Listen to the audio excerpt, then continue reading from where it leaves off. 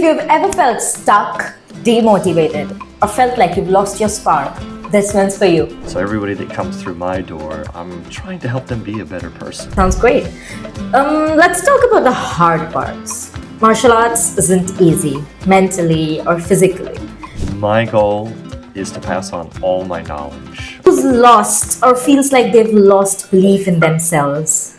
At home or at work or even like going to the grocery store, I'm holding myself up higher. And this is the first time they're doing it, especially in front of everybody. Hey everyone, and welcome back to another episode of the Fortata podcast, where we deep dive into stories of strength, growth, and transformation. Today's episode is both personal and powerful. We're sitting right now with someone who doesn't just teach martial art, he lives it. Joining me today is Daniel Fortenberry. He's the owner and the heart behind Fortata Martial Arts. And today he's going to tell us how martial arts has changed his life. If you've ever felt stuck, demotivated, or felt like you've lost your spark, this one's for you. Let's jump in. Daniel, let's start at the very beginning. Do you remember your very first martial arts class and what drew you in? Yes, I remember my very first martial arts class, and what really drew me in was all my friends were doing it. And they were having fun talking about it, so I decided to go try it out. And I got a free month when I first joined where I was at, and I really enjoyed it. And all my friends were doing it. It was another time to connect with those friends and make new friends at the same time. And so I went ahead and signed up and started with it. That sounds like you have a really nice friend group. Okay, was there a moment early on where something just clicked and you realized this was more than just kicks and punches for you? So one of my friends was actually working for the instructor as well. And when I saw him teaching classes, I thought, you know what? I could do that too. I'm really enjoying the classes. I could work with people and, teach people as well. That sounds great. Let's talk about the hard parts. Martial arts isn't easy, mentally or physically. So, were there moments that you wanted to quit? Of course, there are always moments that I want to quit, whether stuff going on separately from Taekwondo, because I was training a lot, because I really wanted to get it, so I was going almost 3 times a week, really enjoying it. There was also some other times later on when I actually worked for the instructor and kind of had a falling out. I kind of wanted to quit, but I stopped working for him, but I still continued to train. And I really enjoyed the teaching part of it, and even though I wasn't able to teach them, maybe I could teach them when I'm working with them in class, and we could hold each other accountable. Thank you so much for answering such a controversial question. Was there something that, kept you going through these low points? Yes. So it's the friends and like the family environment. So when I'm going, like my friends are still going, so we still go and enjoy it. It's a good workout. I can meet people and connect with people, and okay, that still kept me going through. I also think that's something a lot of people overlook. Martial arts, builds more than strength, it builds grit. So let's fast forward it a bit. How did martial arts start to show up in your real life? Like at your home, at work, with your relationships with others? Well, it's shown up everywhere. I'm more confident, I'm more self-aware. So at home or at work or even like going to the grocery store, I'm holding myself up higher, and as we go out, I can interact with people, whether it be at work or at a store or grocery store or something like that. I'm not afraid, I'm self-aware, I can notice what's going on in my surroundings, everything like that.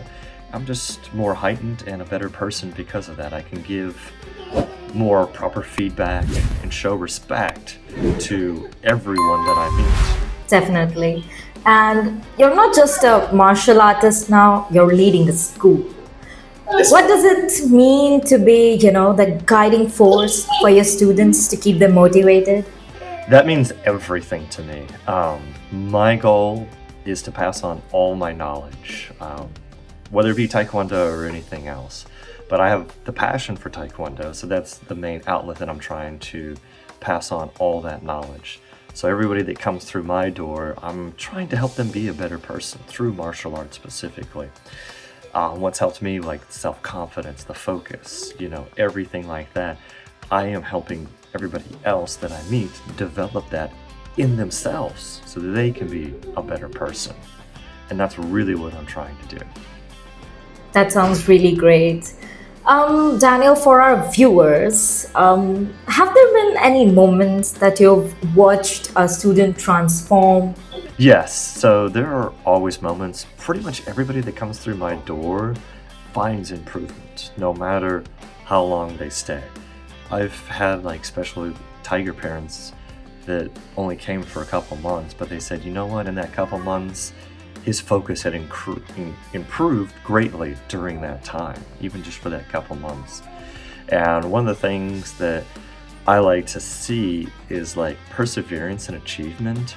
So for all my white belts, they have to break boards. And for the white belts, I use wooden boards for the first board break. So when they break it, they have something tangible. But it's also a harder break, okay? And this is the first time they're doing it, especially in front of everybody. And what I always do is we normally do the side kick, and I will work with you to make sure you break that board. Sometimes it takes a lot. Sometimes you have to hit it a few times, get it just right. Sometimes we have to change the break. Okay, that's not quite working. We'll do something different. But we will always break a board that first time because it builds perseverance. And when you see that kid break the board and their face light up that I did it, that's a huge accomplishment right there that they can take with them saying, hey, that was tough, but I got through that. That sounds really great. And for you to, witness these moments in real life, I think it keeps you, happy when you go back to sleep, knowing that your students are achieving. Perfect. All right, Daniel. I'm going to hit you with a big one to close us out. What would you say to someone listening right now who's lost or feels like they've lost belief in themselves? So the 1,000 journeys, a journey begins with a single step. All you have to do is take that first step.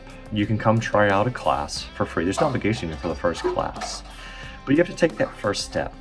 And the Great Wall was not built in a day. Okay, there's a lot of stones that went into it and a lot of work, and that's okay. But you have to take that first step and then just kind of be routine about it. Keep coming in, and over time you will see those results, and you'll have more direction and more clarity, more focus in your life as you continue to just come train. That definitely has motivated me to take that first step.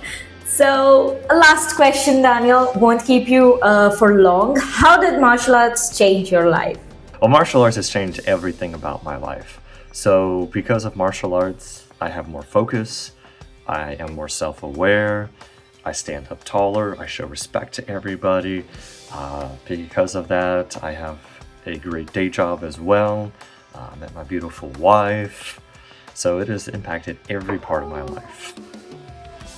Daniel, thank you for being here and sharing your story. Your journey is a reminder that strength isn't something you're born with, it's something you build. And for everyone listening, if you're curious, if you're ready for your own transformation, Fort ATMA is where it begins. We'll see you next time. Stay strong, stay focused, and remember, every black belt was once a beginner.